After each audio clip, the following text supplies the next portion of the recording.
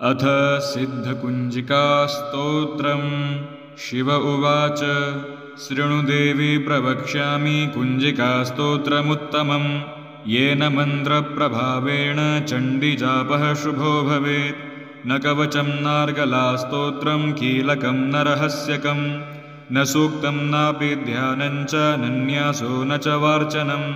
कुञ्जिकापाठमात्रेण दुर्गापाठफलं लभेत्। अतिगुह्यतरं देवि देवानामपि दुर्लभं।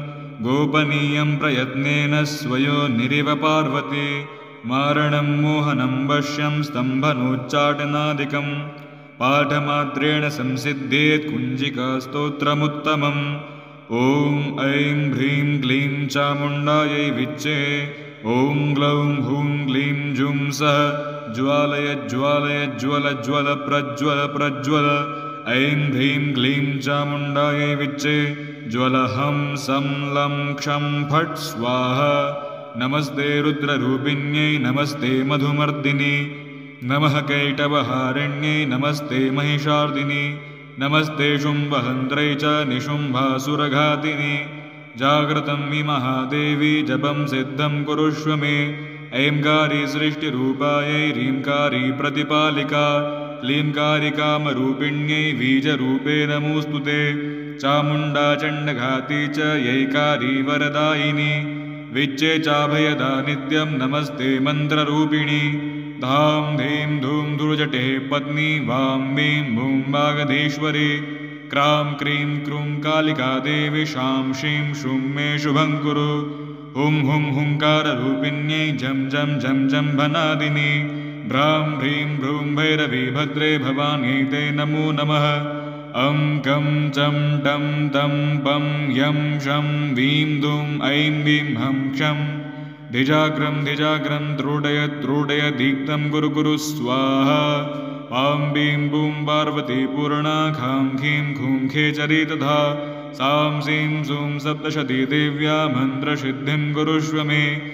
इदं तु कुञ्जिकास्तोत्रं मन्त्रजागर्तिहेतवे। अभक्तेनैव दातव्यं गोपितं रक्ष पार्वती। यस्तु कुञ्जिकया देवी हीनां सप्तशतीं पठेत् न तस्य जायते सिद्धिररण्ये रोदनं यथा। श्रीशिवस्तुतिः।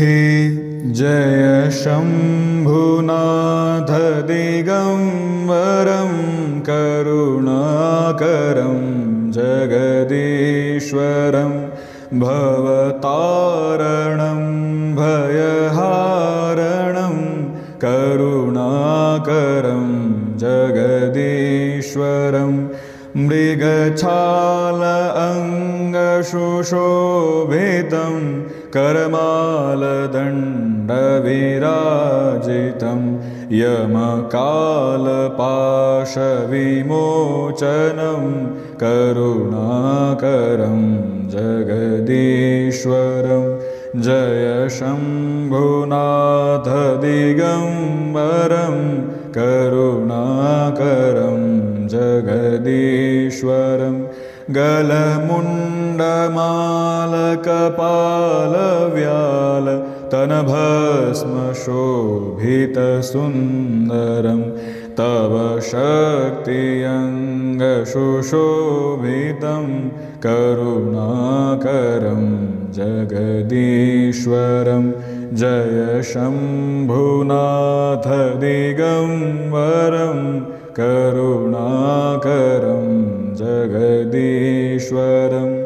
हे दक्षयज्ञविनाशकं हे कामदाहनकारणं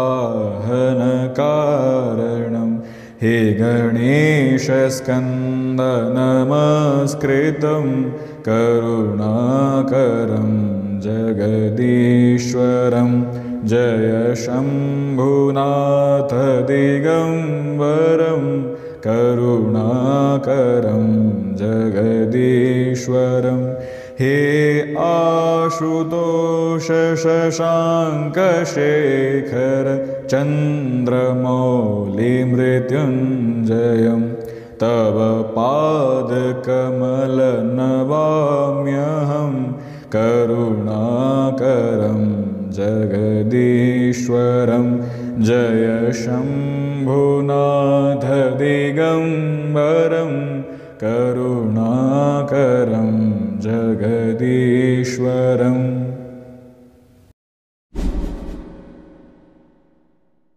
अथ सिद्धकुञ्जिकास्तोत्रम्। शिव उवाच शृणुदेवी प्रवक्ष्यामि कुञ्जिकास्तोत्रमुत्तमम्। येन मन्त्रप्रभावेण चण्डीजापः शुभो भवेत्। न कवचं नार्गलास्तोत्रं कीलकं न रहस्यकं न सूक्तं नापि ध्यानञ्च नन्यासो न च वार्चनं। कुञ्जिकापाठमात्रेण दुर्गापाठफलं लभेत्। अतिगुह्यतरं देवि देवानामपि दुर्लभं। गोपनीयं प्रयत्नेन स्वयोनिरिव पार्वती। मारणं मोहनं वश्यं स्तम्भनोच्चाटनादिकं।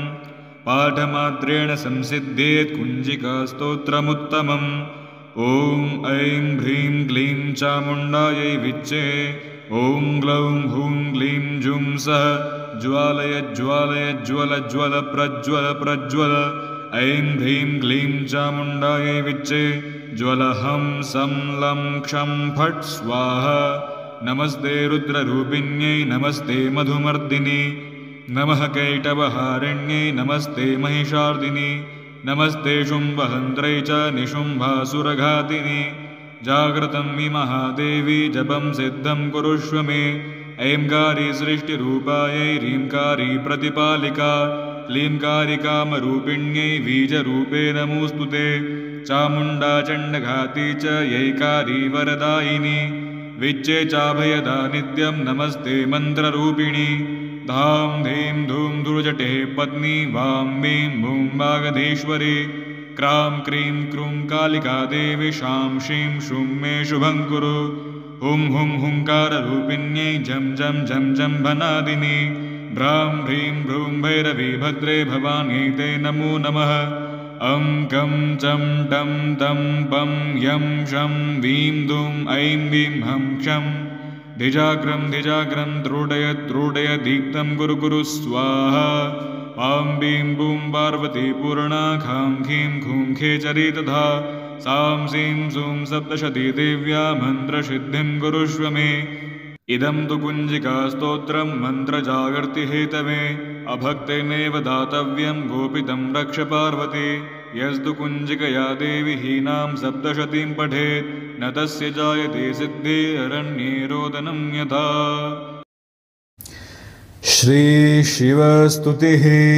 जय शम्भुनाथ दिगम्बरं करुणाकरं जगदीश्वरं। भवतारणं भयहारणं करुणाकरं जगदीश्वरं। मृगछाल अङ्गशुशोभितं करमालदण्डविराजितं। यमकालपाशविमोचनं करुणाकरं जगदीश्वरं। जय शम्भुनाथ दिगम्बरं करुणाकरं जगदीश्वरं। गलमुण्डमालकपालव्याल तनभस्मशोभितसुन्दरं। तव शक्तियङ्गशुशोभितं करुणाकरं जगदीश्वरं। जय शम्भुनाथ दिगम्बरं करुणाकरं जगदीश्वरं।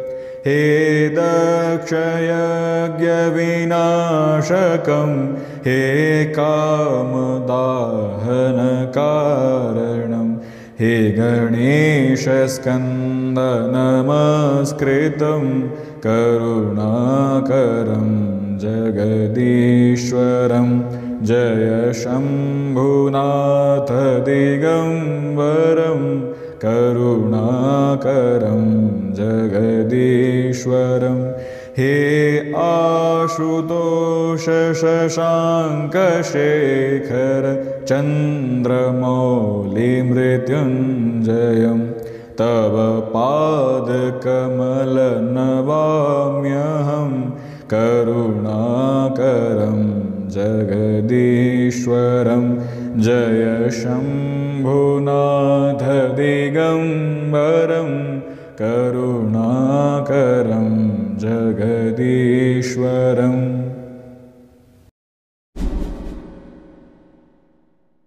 अथ सिद्धकुञ्जिकास्तोत्रम्। शिव उवाच शृणु देवी प्रवक्ष्यामि कुञ्जिकास्तोत्रमुत्तमम् येन मन्त्रप्रभावेण चण्डीजापः शुभो भवेत्। न कवचं नार्गलास्तोत्रं कीलकं न रहस्यकं न सूक्तं नापि ध्यानञ्च नन्यासो न च वार्चनं। कुञ्जिकापाठमात्रेण दुर्गापाठफलं लभेत् अतिगुह्यतरं देवि देवानामपि दुर्लभं।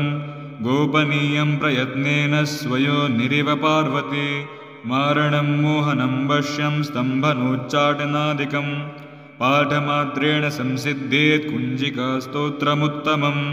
ॐ ऐं ह्रीं क्लीं चामुण्डायै विच्चे। ॐ ग्लौं हूं ग्लीं जुं सः ज्वालय ज्वालय ज्वल ज्वल प्रज्वल प्रज्वल। ऐं ह्रीं क्लीं चामुण्डायै विच्चे ज्वलहं सं लं क्षं फट् स्वाहा। नमस्ते रुद्ररूपिण्यै नमस्ते मधुमर्दिनि नमः कैटवहारिण्यै नमस्ते महिषार्दिनि नमस्ते शुम्भहन्त्रै च निशुम्भासुरघातिनि। जाग्रतं हि महादेवी जपं सिद्धं कुरुष्व मे। ऐंकारी सृष्टिरूपायै ह्रींकारी प्रतिपालिका क्लींकारी कामरूपिण्यै बीजरूपे नमोऽस्तु ते। चामुण्डा चण्डघाती च यैकारी वरदायिनी विच्चे चाभयदा नित्यं नमस्ते मन्त्ररूपिणी। धां धीं धूं धुर्जटे पत्नी वां वीं भूं वागधीश्वरी। क्रां क्रीं क्रूं कालिका देवी शां शीं शूं मे शुभं कुरु।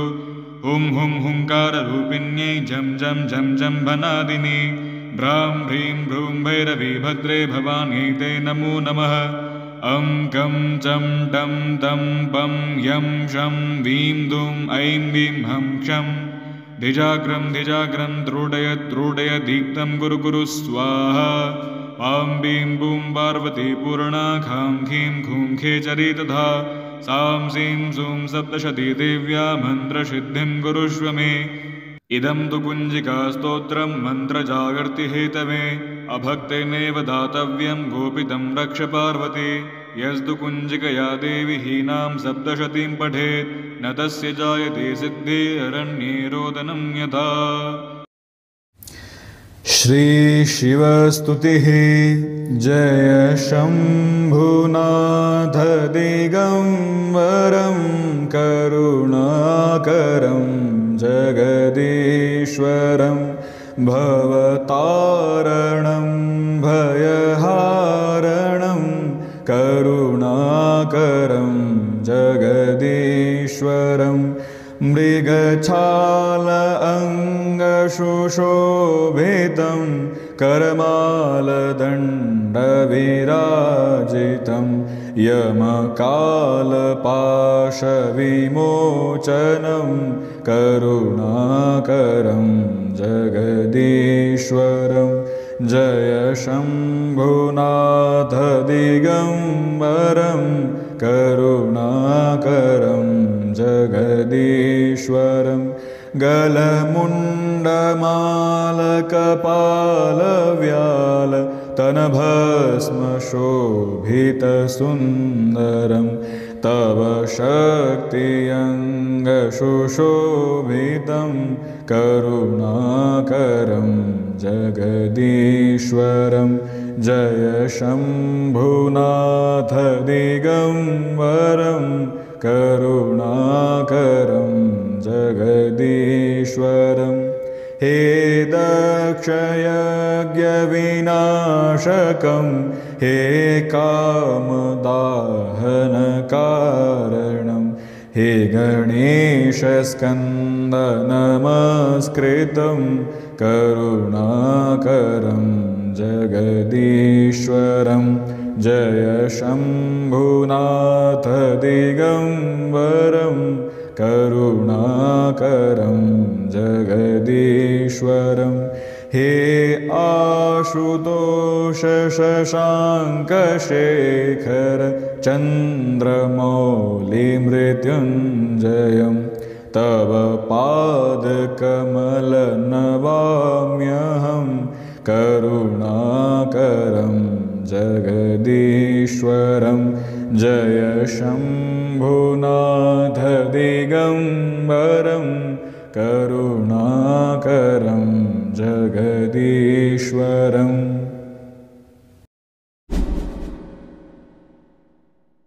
अथ सिद्धकुञ्जिकास्तोत्रम्। शिव उवाच शृणुदेवी प्रवक्ष्यामि कुञ्जिकास्तोत्रमुत्तमम् येन मन्त्रप्रभावेण चण्डीजापः शुभो भवेत्। न कवचं नार्गलास्तोत्रं कीलकं न रहस्यकं न सूक्तं नापि ध्यानं च नन्यासो न च वार्चनं। कुञ्जिकापाठमात्रेण दुर्गापाठफलं लभेत् अतिगुह्यतरं देवि देवानामपि दुर्लभं। गोपनीयं प्रयत्नेन स्वयोनिरिव पार्वती मारणं मोहनं वश्यं स्तम्भनोच्चाटनादिकं पाठमात्रेण संसिद्धेत् कुञ्जिकास्तोत्रमुत्तमम्।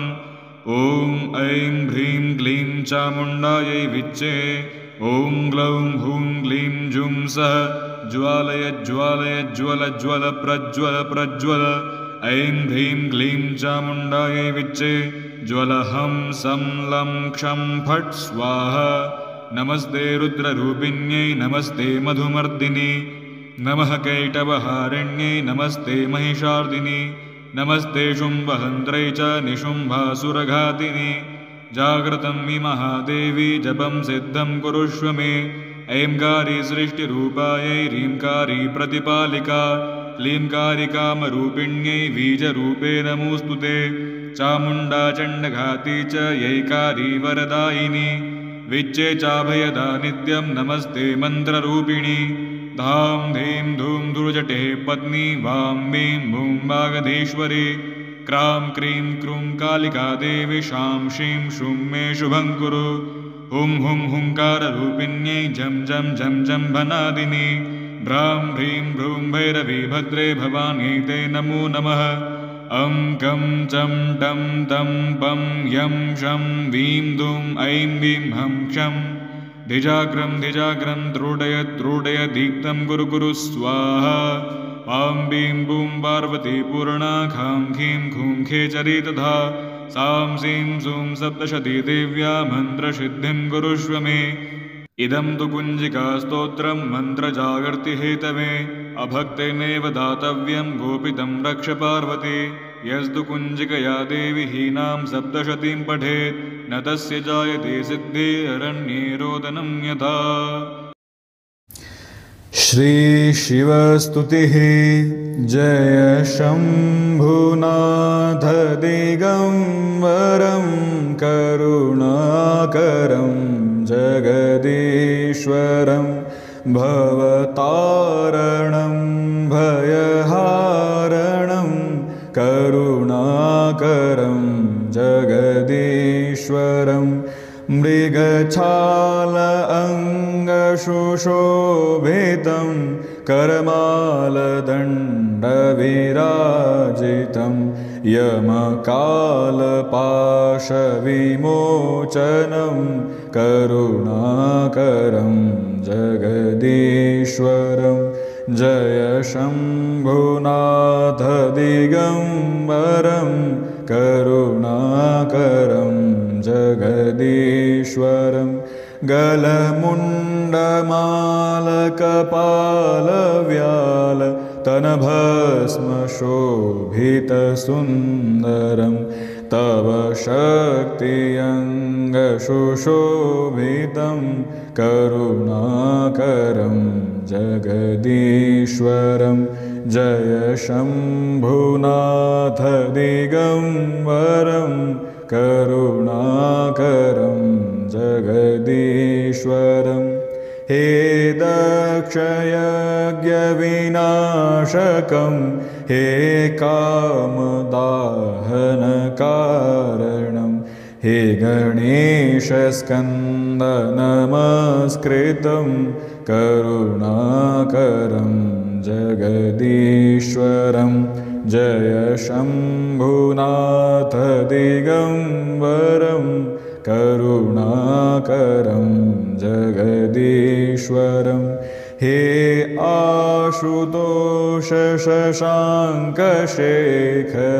चन्द्रमौलिमृत्युञ्जयं तव पादकमल नवाम्यहं करुणाकरं जगदीश्वरं जय शम्भुनाथ दिगम्बरं करुणाकरं जगदीश्वरम्।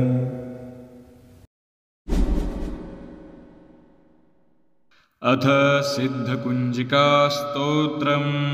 शिव उवाच शृणु देवी प्रवक्ष्यामि कुञ्जिकास्तोत्रमुत्तमम् येन मन्त्रप्रभावेण चण्डीजापः शुभो भवेत्। न कवचं नार्गलास्तोत्रं कीलकं न रहस्यकं न सूक्तं नापि ध्यानञ्च नन्यासो न च वार्चनम्। कुञ्जिकापाठमात्रेण दुर्गापाठफलं लभेत् अतिगुह्यतरं देवि देवानामपि दुर्लभम्। गोपनीयं प्रयत्नेन स्वयोनिरिव पार्वती मारणं मोहनं वश्यं स्तम्भनोच्चाटनादिकं पाठमात्रेण संसिद्धेत् कुञ्जिकास्तोत्रमुत्तमम्। ॐ ऐं ह्रीं क्लीं चामुण्डायै विच्चे ॐ ग्लौं हूं क्लीं जुं सः ज्वालय ज्वालय ज्वल ज्वल प्रज्वल प्रज्वल। ऐं ह्रीं क्लीं चामुण्डायै विच्चे ज्वलहं सं लं क्षं फट् स्वाहा। नमस्ते रुद्ररूपिण्यै नमस्ते मधुमर्दिनि नमः कैटवहारिण्यै नमस्ते महिषार्दिनि नमस्ते शुम्भहन्त्रै च निशुम्भासुरघातिनि। जाग्रतं वि महादेवी जपं सिद्धं कुरुष्व मे। ऐंकारी सृष्टिरूपायै ह्रींकारी प्रतिपालिका क्लींकारी कामरूपिण्यै बीजरूपे नमोऽस्तु ते। चामुण्डा चण्डघाती च यैकारी वरदायिनी विच्चे चाभयदा नित्यं नमस्ते मन्त्ररूपिणी। धां धीं धूं धुर्जटे पत्नी वां वीं भूं वागधीश्वरी क्रां क्रीं क्रूं कालिका देवी शां शीं शूं मे शुभं कुरु। हुं हुं हुंकाररूपिण्यै जं जं जं जं भनादिनी भ्रां ह्रीं भ्रूं भैरवी भद्रे भवान्यै ते नमो नमः।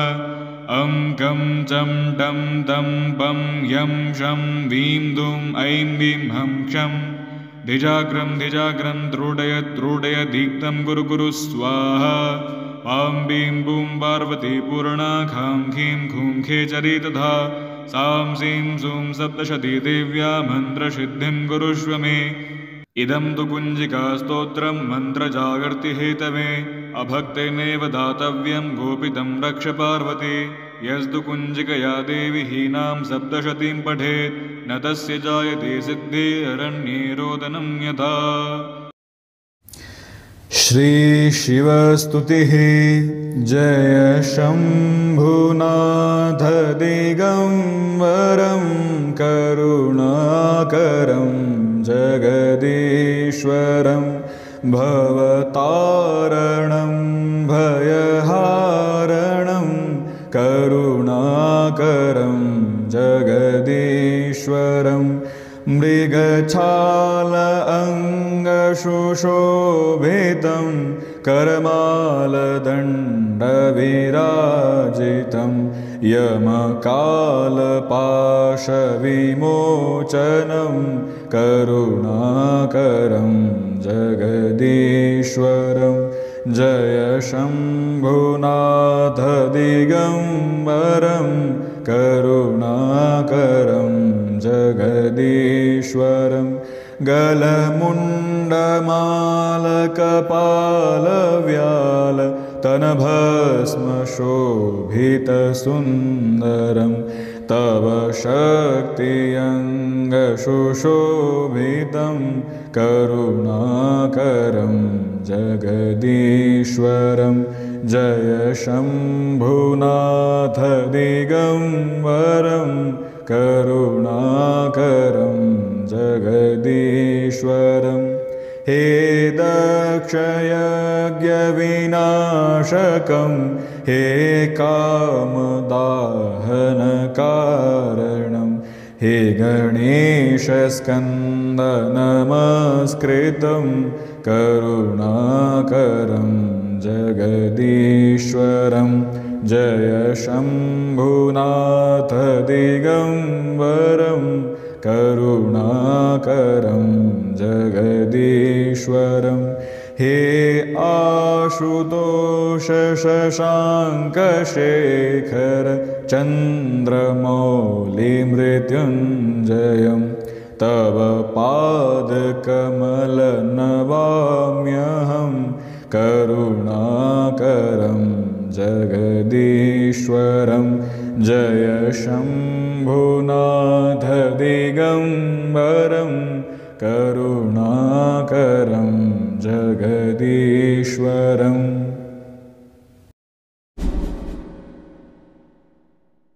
अथ सिद्धकुञ्जिकास्तोत्रम्। शिव उवाच शृणुदेवी प्रवक्ष्यामि कुञ्जिकास्तोत्रमुत्तमम् येन मन्त्रप्रभावेण चण्डीजापः शुभो भवेत्। न कवचं नार्गलास्तोत्रं कीलकं न रहस्यकं न सूक्तं नापि ध्यानं च नन्यासो न च वार्चनं। कुञ्जिकापाठमात्रेण दुर्गापाठफलं लभेत् अतिगुह्यतरं देवि देवानामपि दुर्लभं। गोपनीयं प्रयत्नेन स्वयोनिरिव पार्वती मारणं मोहनं वश्यं स्तम्भनोच्चाटनादिकं पाठमात्रेण संसिद्धेत् कुञ्जिकास्तोत्रमुत्तमम्। ॐ ऐं ह्रीं क्लीं चामुण्डायै विच्चे ॐ ग्लौं हूं क्लीं जुं सः ज्वालय ज्वालय ज्वल ज्वल प्रज्वल प्रज्वल। ऐं ह्रीं क्लीं चामुण्डायै विच्चे ज्वल हं सं लं क्षं फट् स्वाहा। नमस्ते रुद्ररूपिण्यै नमस्ते मधुमर्दिनि नमः कैटवहारिण्यै नमस्ते महिषार्दिनि नमस्ते शुम्भहन्त्रै च निशुम्भासुरघातिनि। जाग्रतं हि महादेवी जपं सिद्धं कुरुष्व मे। ऐंकारी सृष्टिरूपायै ह्रींकारी प्रतिपालिका क्लींकारी कामरूपिण्यै बीजरूपे नमोऽस्तु ते। चामुण्डा चण्डघाती च यैकारी वरदायिनी विच्चे चाभयदा नित्यं नमस्ते मन्त्ररूपिणी। धां धीं धूं धुर्जटे पत्नी वां वीं भूं वागधीश्वरी क्रां क्रीं क्रूं कालिका देवी शां शीं शूं मे शुभं कुरु। हुं हुं हुंकाररूपिण्यै झं झं झं झं भनादिनी भ्रां ह्रीं भ्रूं भैरवी भद्रे भवान्यै ते नमो नमः। अं कं चं टं तं पं यं शं वीं दूं ऐं वीं हं क्षं धिजाग्रं धिजाग्रं त्रोडय त्रोडय दीप्तं गुरु गुरु स्वाहा। पां बीं बूं पार्वती पूर्णा खां खीं खूं खेचरी तथा सां सीं सूं सप्तशती देव्या मन्त्रसिद्धिं कुरुष्व मे। इदं तु कुञ्जिकास्तोत्रं मन्त्रजागर्ति हेतवे अभक्तेनैव दातव्यं गोपितं रक्ष पार्वती। यस्तु कुञ्जिकया देवी हीनां सप्तशतीं पठेत् न तस्य जायते सिद्धिररण्ये रोदनं यथा। श्रीशिवस्तुतिः। जय शम्भुनाथ दिगम्बरं करुणाकरं जगदीश्वरं भवतारणं भयहारणं करुणाकरं जगदीश्वरं मृगछाल अङ्गशुशोभितं करमालदण्डविराजितं यमकालपाशविमोचनं करुणाकरं जगदीश्वरं जय शम्भुनाथ दिगम्बरं करुणाकरं जगदीश्वरं गलमुण्डमालकपालव्याल तनभस्मशोभितसुन्दरं तव शक्तियङ्गशुशोभितं करुणाकरं जगदीश्वरं जय शम्भुनाथ दिगम्बरं करुणाकरं जगदीश्वरं हे दक्षयज्ञविनाशकं हे कामदाहनकारणं हे गणेशस्कन्दनमस्कृतं करुणाकरं जगदीश्वरं जय शम्भुनाथ दिगम्बरं करुणाकरं जगदीश्वरं हे आशुतोष शशाङ्कशेखर चन्द्रमौलिमृत्युञ्जयं तव पादकमल नमाम्यहं करुणाकरं जगदीश्वरं जय शम्भुनाथ दिगम्बरं करुणाकरं जगदीश्वरं